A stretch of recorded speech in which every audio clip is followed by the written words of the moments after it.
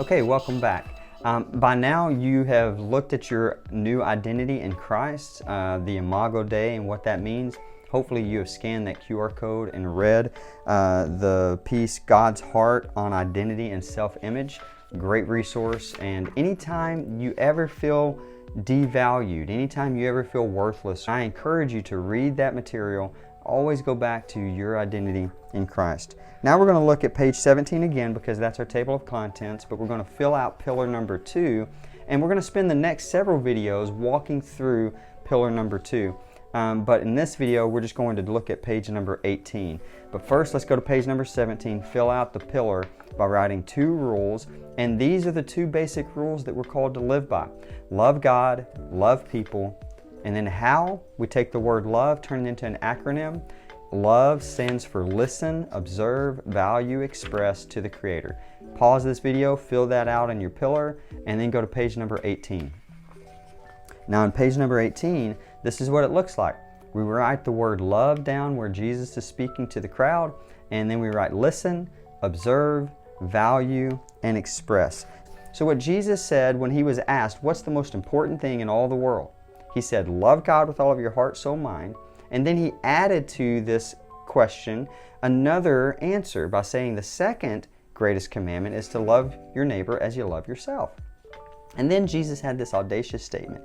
He says, everything else hinges on those 2. In other words, if you just do those 2, if you just love God and love people, that doubly present idea again, if we will just love God and love people, then we will fulfill all the other laws naturally. There are 613 laws in the Old Testament. Every one of them will be fulfilled naturally if we just love God with all of our heart, soul, mind, and love our neighbors, we love ourselves.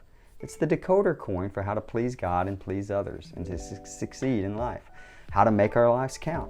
So if Jesus is telling us the truth, which we think that he is, then we should try to prioritize learning how to love God with all of our heart, soul, mind, and to love our neighbors we love ourselves. One of the best ways to begin is to begin to listen and observe, always looking for something of value that we can express to the Creator. If the Creator is God, in other words, if we're looking at somebody and we say, wow, that person is amazing because of their talent. Well, God created that person, so therefore I'm going to express that value to God and say, God, wow, way to go.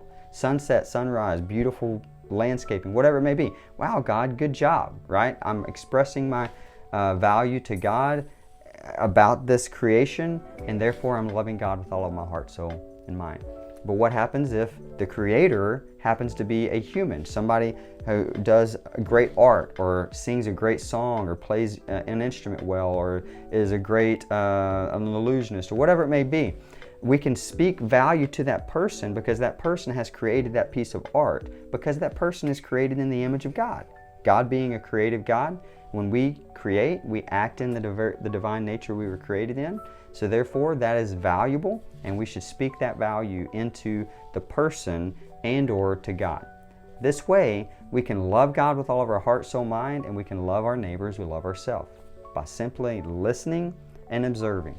Always looking for something of value, being doubly present, remember, always looking for something of value that we can express to the Creator.